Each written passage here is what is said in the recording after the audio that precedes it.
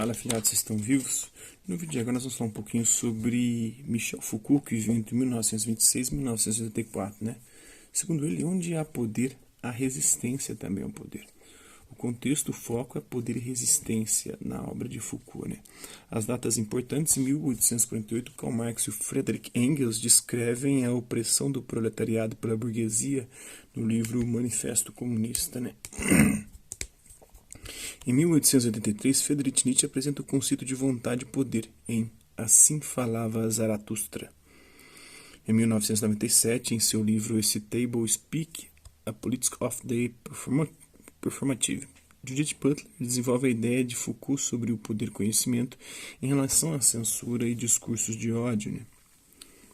Em 2000, em Império, o sociólogo marxista italiano Antonio Negri e o pesquisador americano Michael Hard descrevem a evolução de um poder imperialista total contra o qual o poder de manter a ordem social ou causar uma mudança social tem sido visto por convenção em termos políticos ou econômicos. Até os anos de 1960, as teorias de poder geralmente se encaixavam em dois tipos: ideias do poder do governo ou do Estado sobre os cidadãos, ou a ideia marxista de luta pelo poder entre a burguesia e o proletariado. Porém, essas teorias tendiam a se concentrar no poder no nível macro, né? Ignorando o exercício do poder nos níveis mais baixos das relações sociais, ou vendo-o como uma consequência do exercício primário do poder, hierárquico de cima para baixo, né? Ou só de importância secundária. Michel Foucault, no entanto, pensava que nas sociedades ocidentais liberais de hoje, tais abordagens são muito simplificadas. O poder, dizia ele, não é apenas exercido pelo Estado ou pelos capitalistas, mas pode ser visto em qualquer nível da sociedade, desde os indivíduos até os grupos e as organizações, chegando à sociedade como um todo. Em suas palavras, o poder está em todo lugar e vem de todo lugar. Ele também discordava da visão tradicional do poder como algo que pode ser possuído ou exercido com uma arma. Isso, diz ele, não é poder, mas uma capacidade de exercer o poder.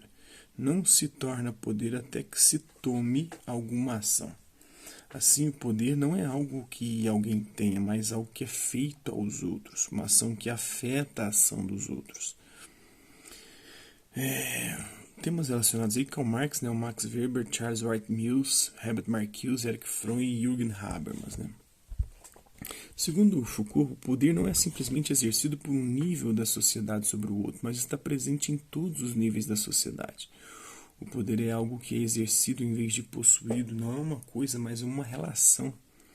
As relações de poder envolvem um discurso, um sistema de ideias, geralmente científico, que justifica isso, né? Mas pode também ser filosófico ou religioso, né? O que possibilita a resistência.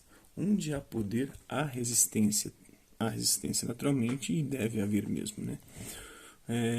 Michel Foucault foi um polímata brilhante, né? Influente nos campos da filosofia, da psicologia, da política e da crítica literária, bem como na sociologia. Michel Foucault era com frequência associado aos movimentos estruturalista e pós-estruturalista na França, mas ele não gostava de ser rotulado assim. Apesar de que seu pensamento era assim, né, funcionava na perspectiva de estrutura, mas ele queria romper também com essas estruturas, né, que solapavam e causavam a morte do indivíduo, do sujeito, né. O Nietzsche, por exemplo, diz que Deus morreu. O Foucault vai dizer que o sujeito morreu. Nossa individualidade, a nossa subjetividade morreu diante dessas relações de poder que solapam essa nossa subjetividade, né, destroem o sujeito, o aniquilam, né, o oprime de tal maneira que ele não consegue ser ele mesmo. Ele tem que se submeter a essas formas, apesar de que há resistência, né? Ele nasceu em Poitiers, na França, estudou filosofia e psicologia na École Normale Supérieure, em Paris. Lecionou na Suécia, Polônia e Alemanha nos anos de 1950, tendo terminado seu doutorado em 1959. Foi palestrante na Tunísia de 1966 a 1968 e, quando voltou a Paris, foi escolhido chefe do departamento de filosofia da Universidade de Vincennes. 2 anos mais tarde, foi eleito para o Collège de France como professor de História dos Sistemas de Pensamento. Ele morreu em 1984, uma das primeiras vítimas mais conhecidas de doenças relacionadas à AIDS na França, né? Existe uma história que eu não sei se é real ou verdadeira, né?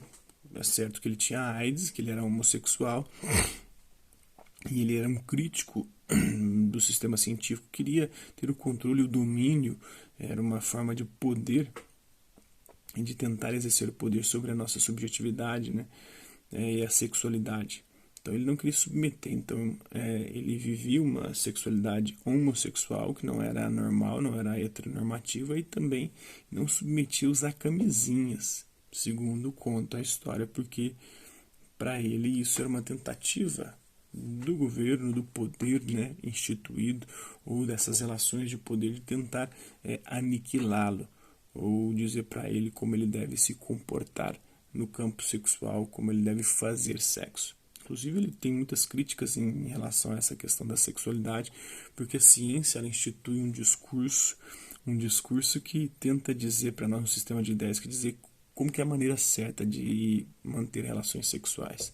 Inclusive isso esteve presente recentemente no julgamento do Supremo Tribunal Federal, porque por conta dessa conduta sexual, os homossexuais eram proibidos de doar sangue.